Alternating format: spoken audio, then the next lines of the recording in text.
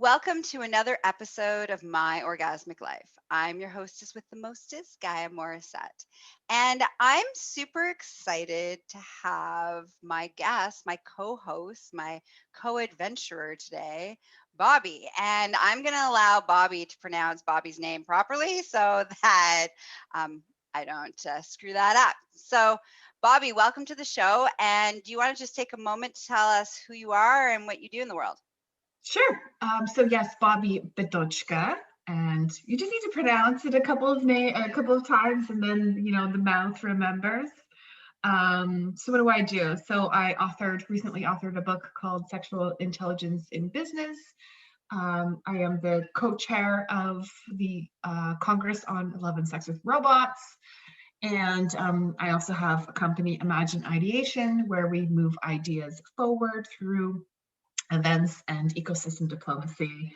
And I do a bunch of other stuff too, but also starting to write my second book called The First Time, about first-time sexual experiences. Which is why I thought you and I should have this really awesome, juicy conversation about our first times. Because I know that, and at the end of the show, there'll be a call to action. So everybody stay tuned for what Bobbi wants from you. So before we get into our juicy conversation today, a couple of housekeeping things. First, today's episode is brought to you by Tickle.life. Tee. Second, don't forget to tip your hostess, which is me. Ethical consumption. I show up for you guys. Please show up for me with some financial support. And the best way to say, hey, you inspire me, is to send me $5 a month. It's a good way to start. All right. Okay, so let's get into our topic. You want to go first, Bobbi? You want to tell us about your first? You want me to go first? Which one would you? No, I can go first. I can definitely go first. It seems appropriate, the first, and I'm the first.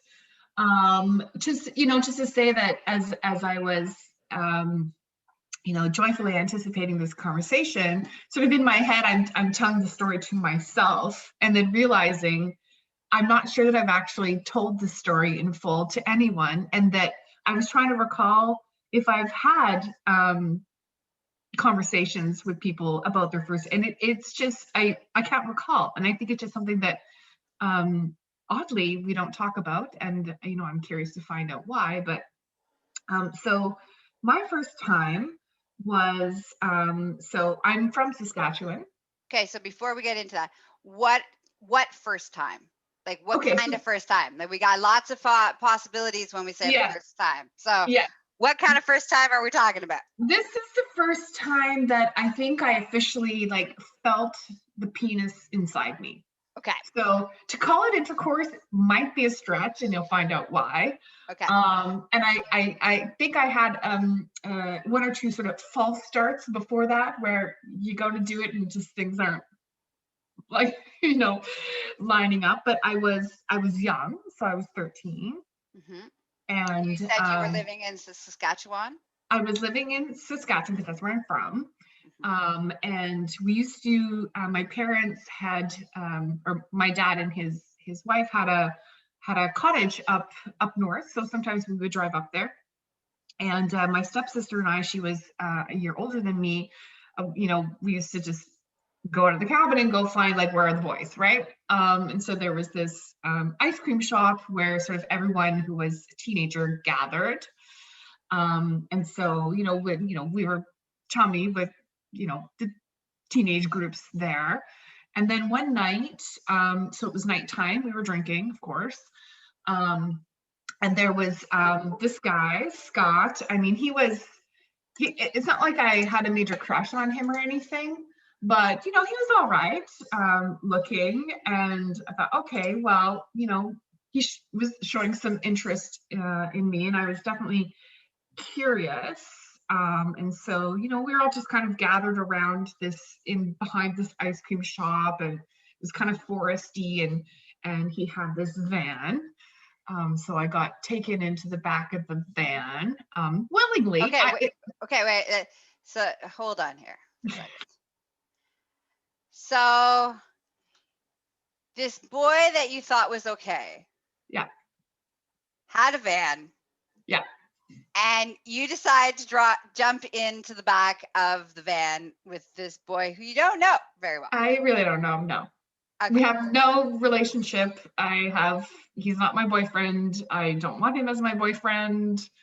Was there any part of you that was worried or nervous or scared about getting in a van with a stranger? No, because actually everyone was there. It's not like everyone was outside the van. It's not like we were alone in a van in a forest, right? So there was my stepsister was there. The group was there. It wasn't like we were more than 6 feet away from anyone. So so the van was parked and everybody was partying around outside the van. Yes, exactly. Okay. Exactly. And no, I wasn't scared. I was more like curious. I had known about my own sexuality for many years by then. So it really was just, I guess, a culmination of events. I was like, okay, well, this is the time. And I guess I felt like I just wanted to get it over with, like in a sense, like I'm curious. I want to know what this is about. I wasn't, looking for anything special. I just like, what's this going to feel like? It was more like a curiosity kind of thing. And had you made out with boys, and had you had like orgasm at all at this point in your life? Yeah. Okay. Yeah. Okay. Yeah. Oh yeah. Made out with lots of boys before that. And we did all sorts of things, but not actual intercourse yet, had not been achieved. Yep. And so I just remember getting in the van. So obviously it was night, so it was dark, and he had this like car engine in the back of his van too. So it's not like it was comfortable back there. So I can't recall if there was a blanket. I don't recall if we kissed much. Like there wasn't. It was very kind of rapid. I just remember, okay, he's on top of me. He's entering me. Okay, now, okay, that's what it feels like to have, a penis fully inside you. Okay, so that's interesting. And then he's kind of like, Did it hurt? It did not. No. It didn't hurt? Okay. No, I mean, it wasn't painful, but it wasn't pleasurable either at that point. Were you lubricated? Were you wet? I must have been all right because it wasn't painful, but I wasn't like turned on too much. It was probably more like just the excitement of what's happening, as opposed to like I really like this guy and he really turns my crank. But I just also remember too, like he's fucking me. My head's like banging against this engine. I'm like, that's uncomfortable. And then before I know it, it was over, and it was like, okay, that's it. And then we pulled up our respective. So how did you know it was over? I'm guessing because I actually don't remember, but he must have came and then pulled got out off and then pulled out, and that's it. I don't remember if there was a condom. In my defense, this is like over 30 years ago. Yes. So the memories do fade, but I don't recall a condom being involved, and I don't recall chatting with him much afterwards either. But then it feels like it might have been a half an hour later. This other Scott guy comes up to me and he's like, hey, I like you. And he starts kissing me, and him, I actually kind of, he's kind of good looking. I like this guy. So we started kissing.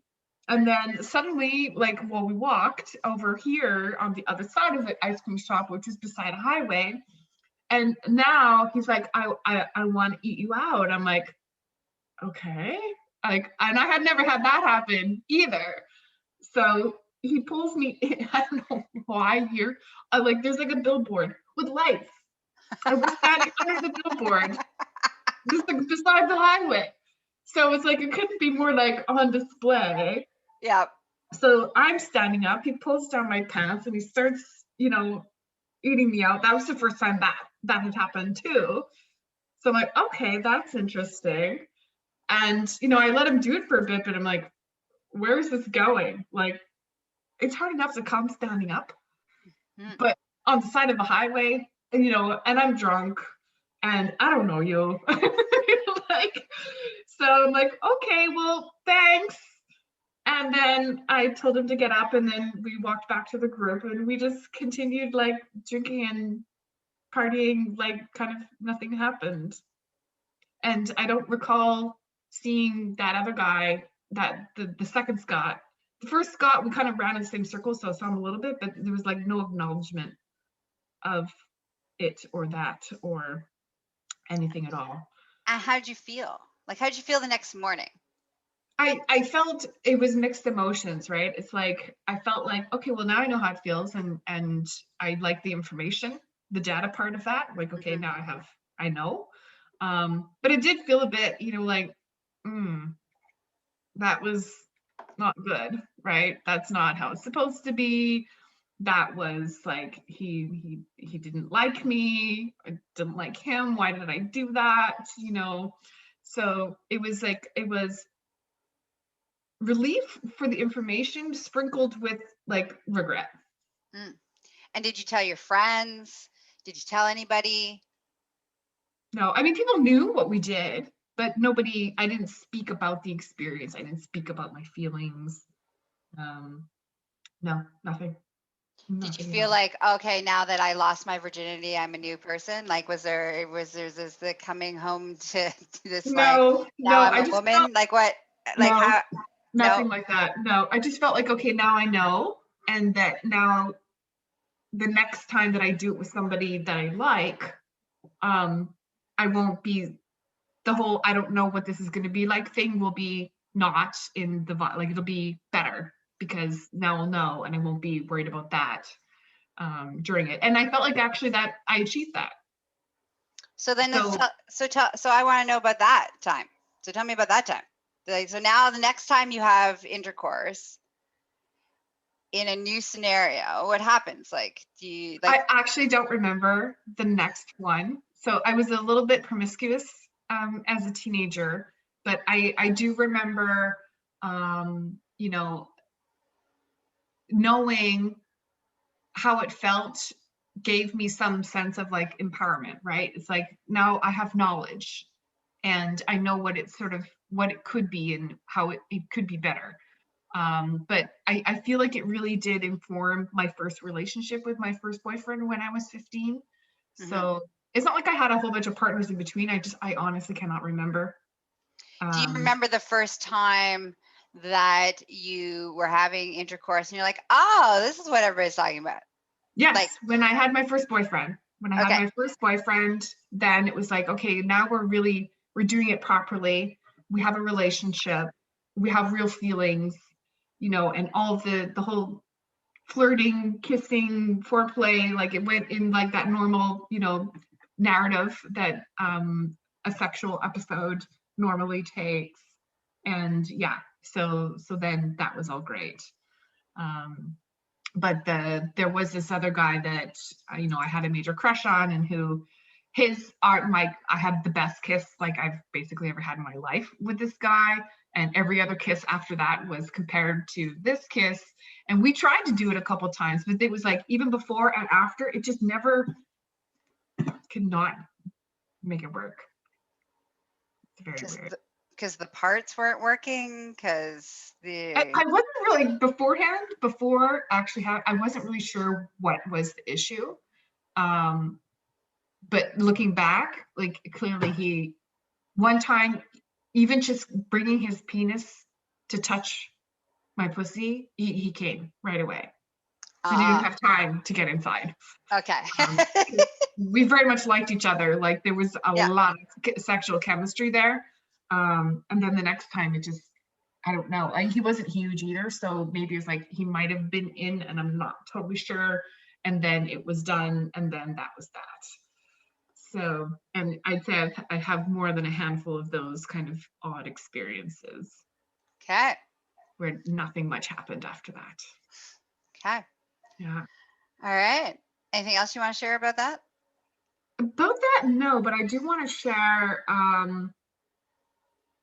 I find it shocking sometimes when I hear about women, getting into their 20s and 30s without ever having orgasm, or even self pleasure. And I remember I did that when I was like 10 in the shower with the shower head. So this was a very interesting experience that I feel like completely changed how I approached sex. Like if I had never given myself an orgasm, I wouldn't have a clue what things, like how the pleasure is supposed to feel, right? And I feel like there's probably a lot of people who grow up in situations where, you're not supposed to touch your parts and you're not supposed to do that if it gets discussed at all, right? It's either silence or it's warnings. Yes, or getting caught, and shame happens a lot. It's a very common occurrence around self-exploration, because children don't really know that you're not societally supposed to touch your genitals. They're just kind of like, oh, that feels good, so I'm going to rub that. So it usually comes out of a place of fear and shame, or getting caught, and then more fear, more shame, and not knowing how to give yourself pleasure, and that pleasure is bad. And there's like so many layers there of why there are many, far too many people who don't have orgasms until long after their sexual activity has started. Yeah, and I just had a completely different, I started with myself first. Yeah. And then it all came from there, which it seems to be not like you said, it's not the usual trajectory. No, and but yet it makes it a much easier place of empowerment when we know if we know what orgasm is, because I too had long orgasms long before anybody else ever touched me, and that was like, oh, this is the expectation. Like this was like my standard. Like you have to be able to. We need to have an orgasm in order for this to have like any value for me. Otherwise, I'm not participating in this thing. That's called engagement of sexual activity. Like what? I could be at home doing this myself. So why am I engaging with you if you're not going to like add something to the team? I mean, I wish I would have had a stronger attitude towards that in my early teens, where I would have held that standard. It wasn't until I had my first long-term boyfriend where after that I kind of had like a me first rule. Yeah. Just to make sure, like you can't do nothing until I've had an orgasm. Yeah. And then we can do other stuff. All right. Let's talk about my turn. Yes. So I was thinking about this too. I kind of have it's not a very like cut and dry kind of experience. So for my audience, bear with me as always, I'm long-winded at times. So, but I promise it's always worth it. All right. So the first time I had intercourse, consensual intercourse, because I have a background of trauma, lots of sexual violation and trauma. So sexuality had been introduced to me at a very young age without consent. And so my understanding of sex and sexuality and interaction with it was interfered with and not its natural progression of how it would normally happen. So I was a pretty sexual being before this moment with my boyfriend. And then I also grew up in a household where my mother was very liberated in the whole like pleasure is important, know your body. There was lots of conversations about masturbation, like you need to know what you like in order to show some boy what he like. Wow. You were allowed to have sex before marriage. You just had to be in love. Like that was the messaging. Like you had to be in love before you had intercourse. Amazing. And you need to know you need to know what you like in order to teach somebody else how to do it. And so that was kind of like and in my household, like all my friends came over to my household for like sex education. And, Clearly, yeah. it was like, my mom would be like, and we'd be in the living room and all my friends are sitting on the floor. My mom's sitting on the couch And she's like, and we're all asking questions about things, and she's like answering the questions, Oh, right? amazing. So, so I had already going in like a lot of different layers of sexual awareness, sexual knowledge, sexuality pieces. So I had like made out with lots of boys and had oral sex with lots of boys and had been, fingered and hand jobs and all these kinds of things. But like losing my virginity was like sacred. It was like, Wow. it was not happening until I was in love. So lucky for me, I fell in love pretty early when I was 14. It doesn't take much. Not when you're 14, it doesn't. Yeah.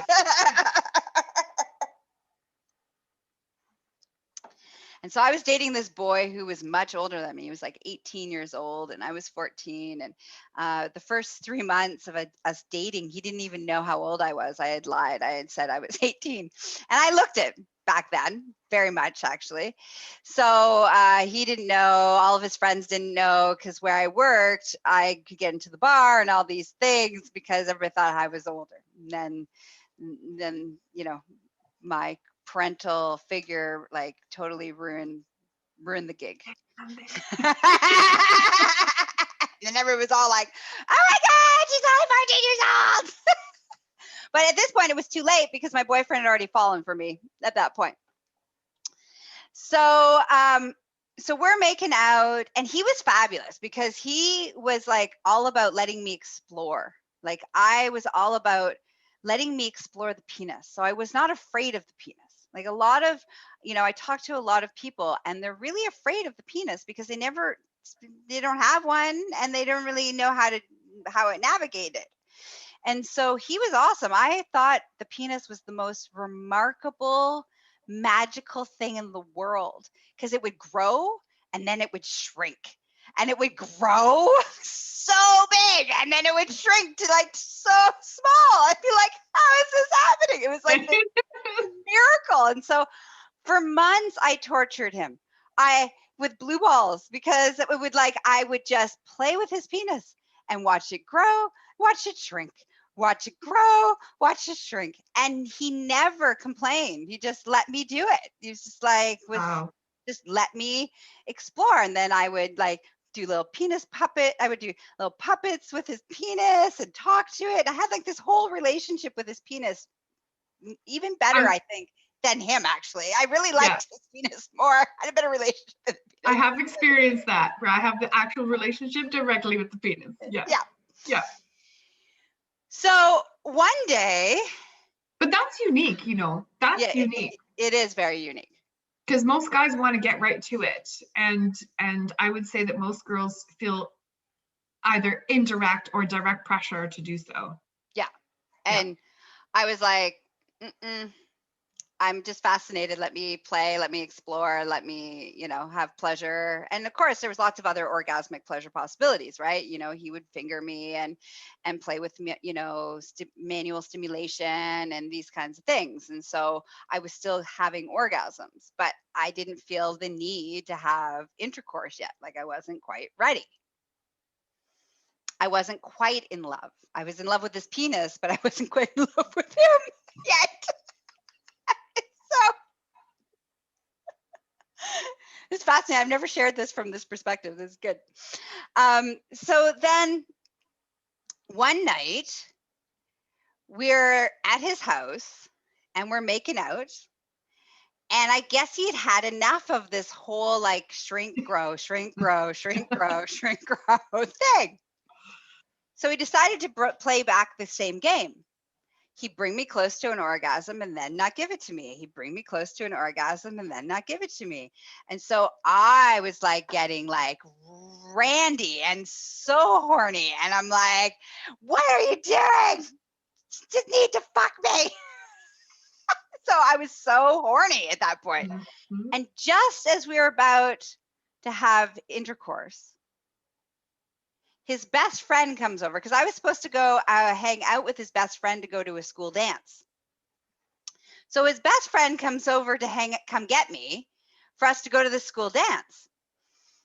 And I'm like, and so they both can see I'm writhing. Like I'm literally like, it hurts. My pussy's throbbing, my clit's throbbing, all the blood circulation's there. Like I'm all like, I'm so horny that I'm gonna die. Like if somebody doesn't give it to me, I'm just gonna die. And that's what it felt like. I felt like I was going to die. And both of them were just laughing. They just thought this was hilarious. They just thought this was so funny that I was so. But the best friend was able to come into the situation and view and not participate, but they're. Oh, well, so I still had my clothes on. Like, so I wasn't like naked. Oh, right? Okay. Like, right. So I still had my clothes on. So he comes into, my boyfriend's room. Okay. And he's sitting and he's like, "You ready to go?" And I'm like, "No, I'll meet you there." And the best friends like, "Why?" And I'm like, "Because I have important stuff that have to get done." And he's like, and he's smiling, right? And my boyfriend's laughing, and they both know because they're both experienced, right? They can both tell that I'm horny and I need some, and I ain't leaving this place till I get some. So after torturing me for about 15 minutes, the friend leaves. My boyfriend's like, "Are you ready?" I'm like, "Yes, just get her done." Yes. I'm going to die. I'm going to die. So now his mother's in the next room. So now I got to be like quiet.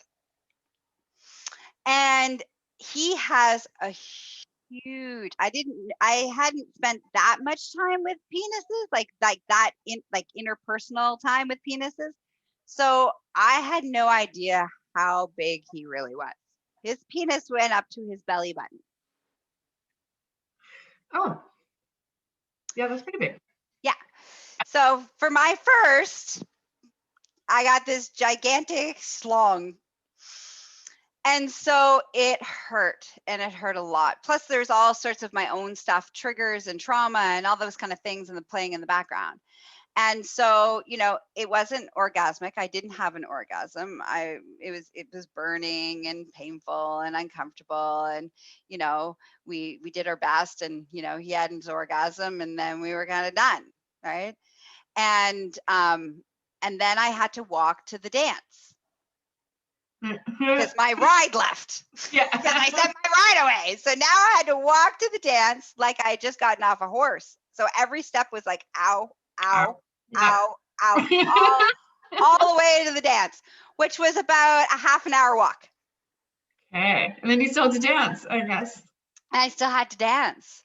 Oh my gosh. So it took me, I would say, a year and a half of having sex, not just with my boyfriend, but also my other boyfriend that I ended up cheating on. There's lots of drama there. Anyways, another boy who was really good at sex, like really good. Like he changed who I am he's a crucial piece of who I am as a sexual being. So this boy, and it took about a year and a half before there was this I remember sitting in the bath after sex. I would have intercourse, and I'd be sitting in the bath, cold water, trying to cool off my cooch because it was burning. And I remember crying, being like, "You all lie. Everybody's lying. This is not fun." I'm like, all the other things are fun, but this part's not fun. You all are a bunch of liars. But I mean, there is such a thing as too big. That's the thing. And but it depends on your box, right? Not everybody has, some people have a small box, and the chances of your first time being orgasmic is slim. Oh, very At least slim. through intercourse. And, a lot of women don't orgasm through intercourse either. Ever, actually. It took me a really long time to get to that. Yeah. For some reason. I think it boils down to the guy also. Like you have to be both participating towards that goal. Yeah, well, and it's also about, surrendering and letting go, and then being able to ask for what you need, and communication, and like awakening your body, and and your partner then being open to being an adventurer and explorer with you on that, and not coming into the scene, the situation with that piece around like, well, I know I'm the man, I know what to do, and here's my moves. Right. And all of those all of those pieces that go horribly wrong, which is what I teach, which is why I show up in the world, because I do a lot of teaching about how we shouldn't have moves and we should change up how we navigate that so that you can have an orgasmic release. And like I said, like you were saying, a lot of women don't actually have orgasms from intercourse alone. The nerve endings are different. It's not the same as clitoral stimulation. The majority of women actually, majority of women and vulva owners can only have orgasms, genital orgasms, through clitoral experience, like clitoral stimulation, right? Mhm. And so, yeah, so there's so many variables of the likelihood of you actually having this romantic, magical first time that you read about or you watched in some movie is bullshit. That's It's just so bullshit. bullshit. I'm It's just so gonna call bullshit. it as bullshit. It is all bullshit. Yeah. And I mean, it does kind of turn you off a little bit at first, right? Because you're like, this isn't that great. What's all the fuss about, until you find the right, it's really more about the partner. But yeah, you kind of got to get over, I feel like you have to stumble a few times to get, like, it's a process, right? It would be, I'm curious. I would love to find a story where that happened to someone.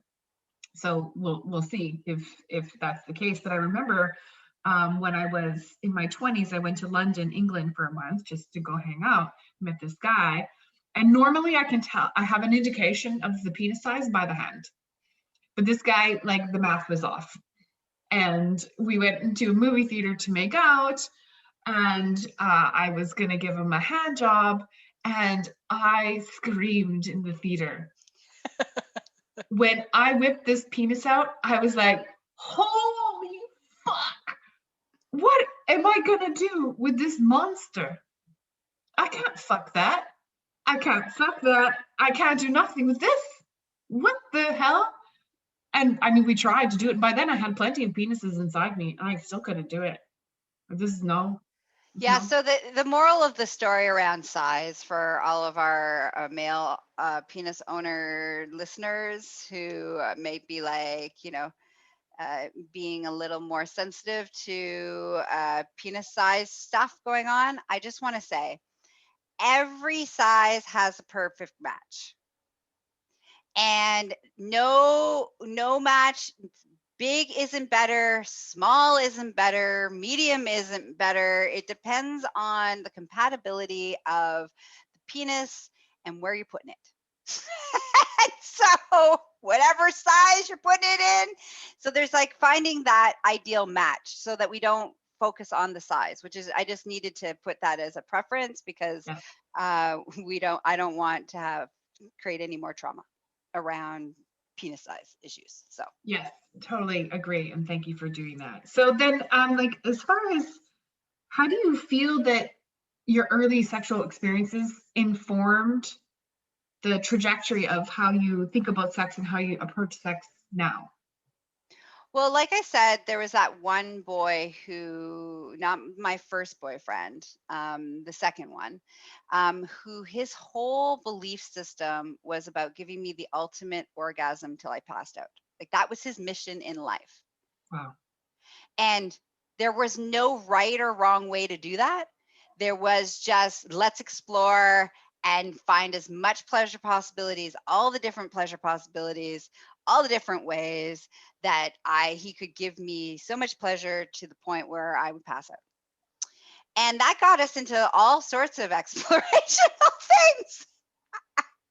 Being locked up in the basement, tied to to a post, to food play, to sex outside, to like the porn exploration, to like there was He loved the way I tasted so much that he would put my juices on his food. Like he was just like this like orgasmic connoisseur.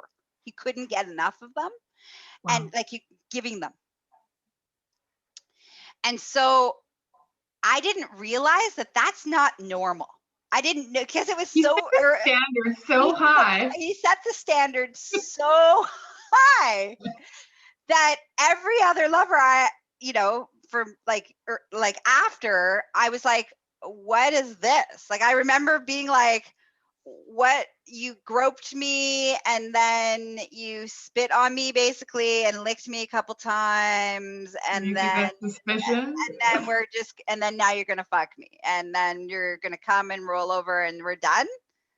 Dude, we're just getting started. Like this just the party just got started. What is happening here?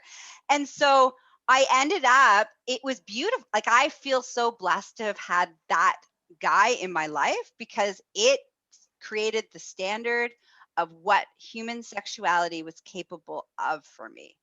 And I became a pleasure seeker. And that's what defined all of who I am as a sexual being. Even to this day, it's always about how are more ways that I can find pleasure in each moment, each sexual experience, even in non-sexual experiences. I'm like, how can I find the pleasure in this moment? Right. And it's because of that boy Yeah. teaching me that that is what sex and sexuality and pleasure looks like.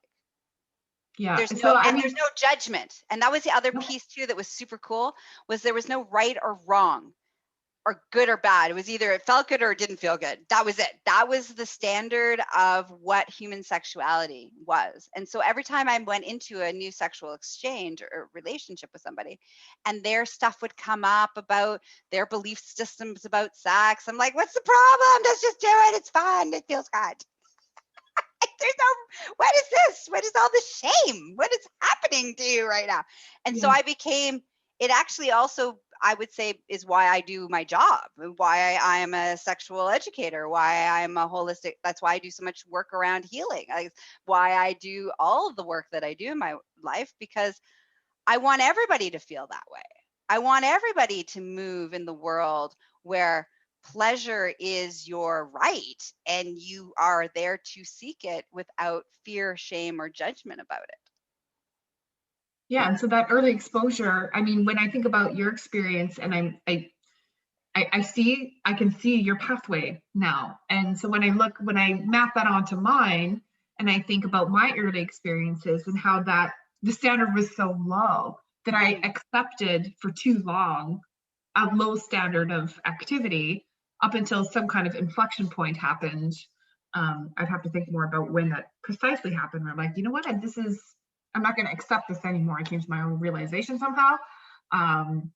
But then obviously things change when you raise your standard, right? And you start exposing Yes. yourself and doing all of that. But I still think that early exposure to sex and sexual activity helped me. It Mhm. really it was very looking back, it was liberating. Looking back, it was I didn't judge myself at a minimum.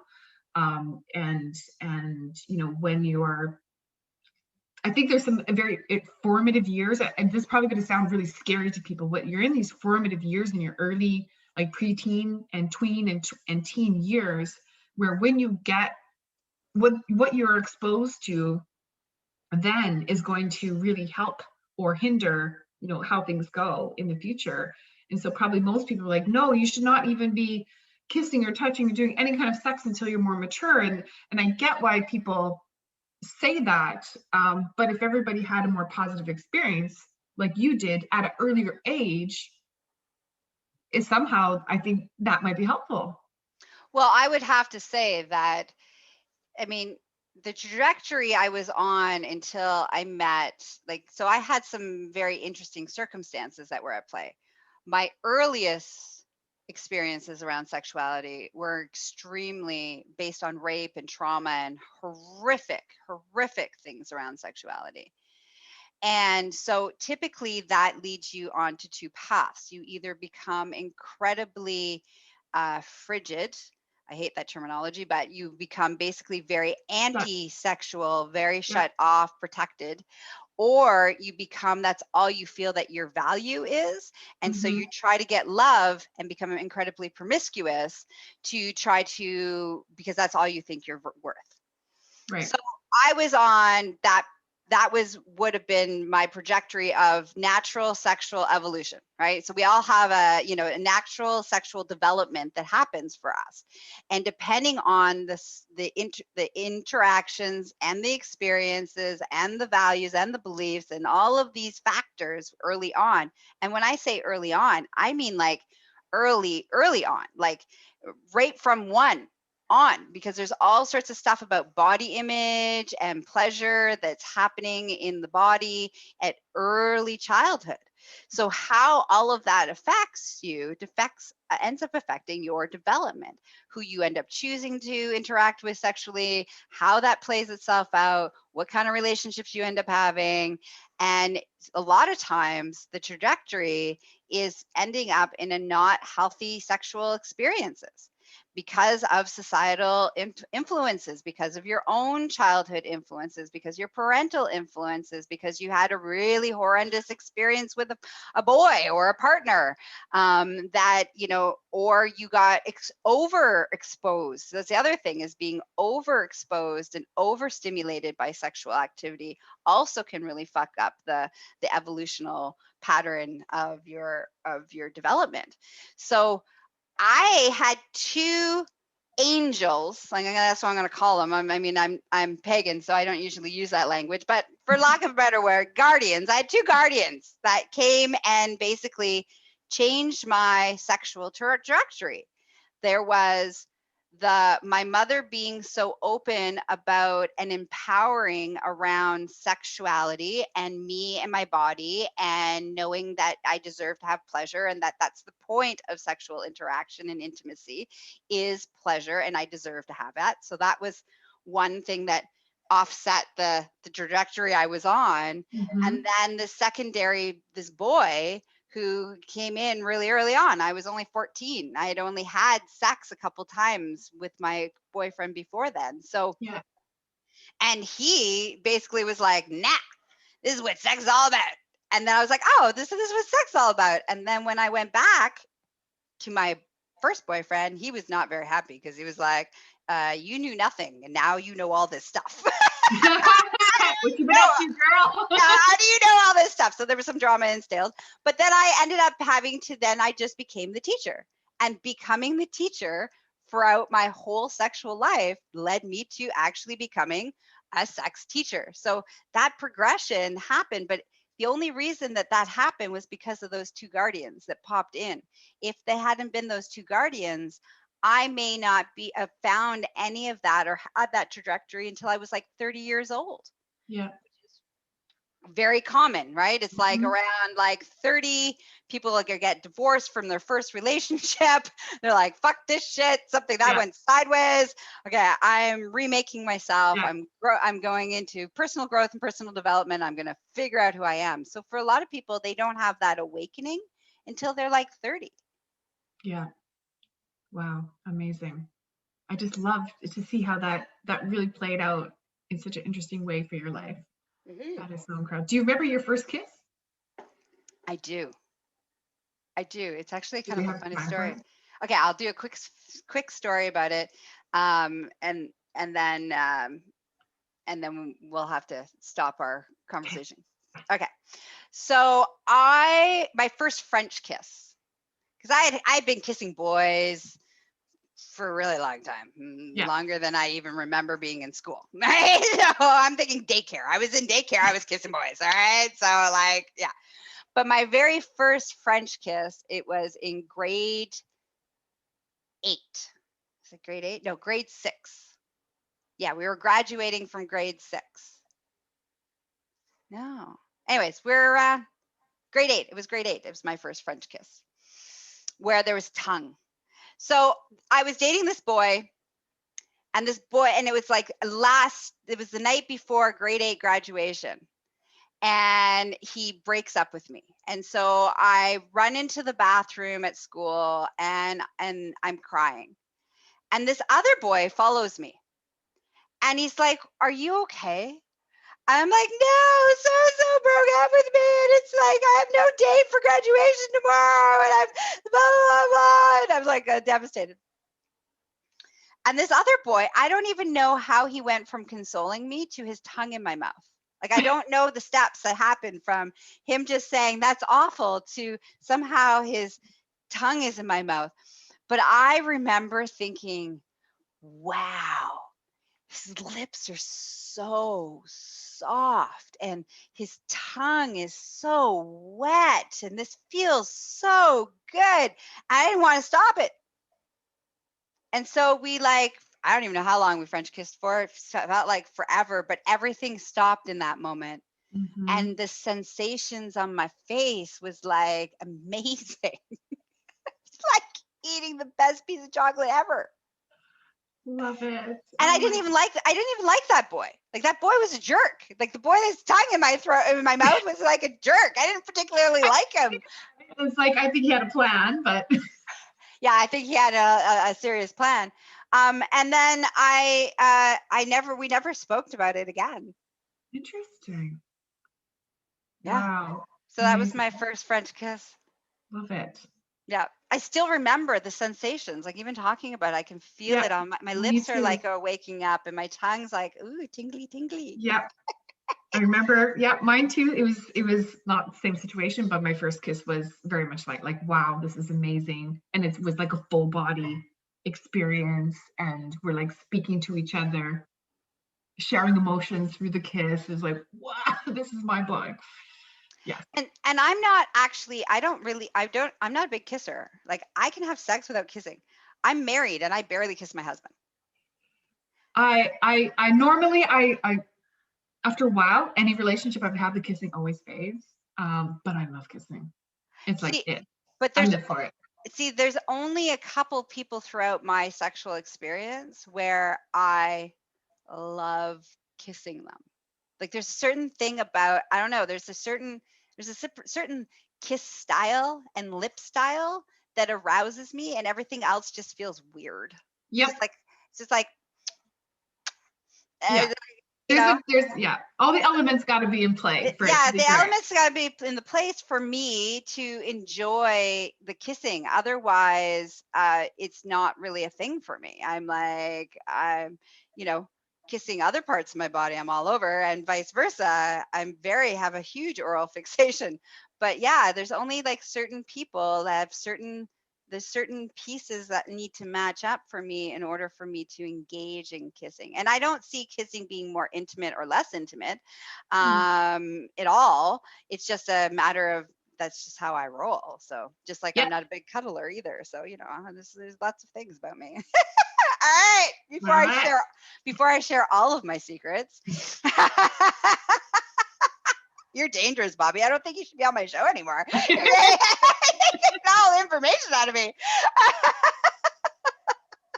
So, for the greater good. For the greater good.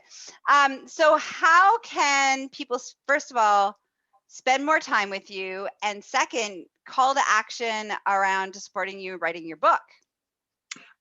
Yes. So I am mostly on social media. I mean, I'm there. I'm not that active, but you can find me on Twitter and Instagram, at Bobbi Bidochka. I'm the only one in the world. So as long as you can spell it.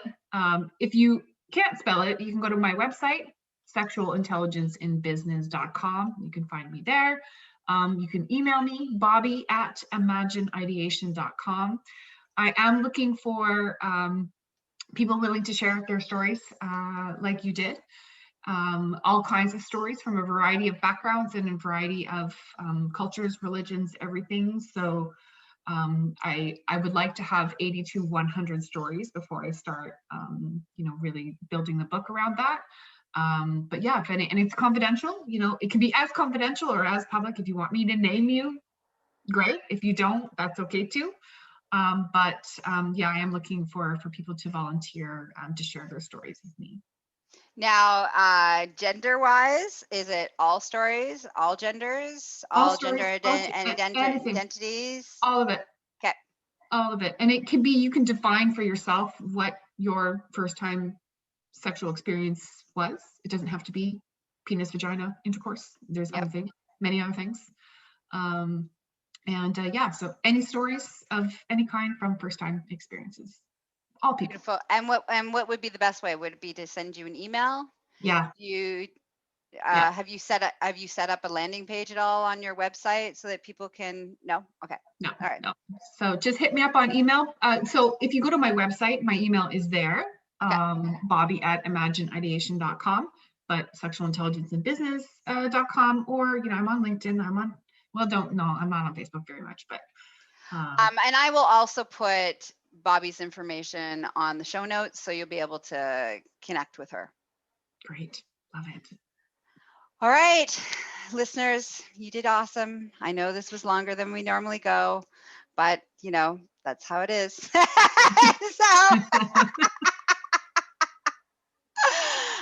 Remember, tip your hostess. That's me. Hit the Patreon link, which will also be in the show notes, to support the work that I do in the world. And if you want to spend more time with me, you can visit me at my hub. My website hub is the entrance point into the world of Gaia Morrissette and all the empire that I have that exists around me. So start there and figure out where you want to go play in my empire. And that's at GaiaMorrissette.com.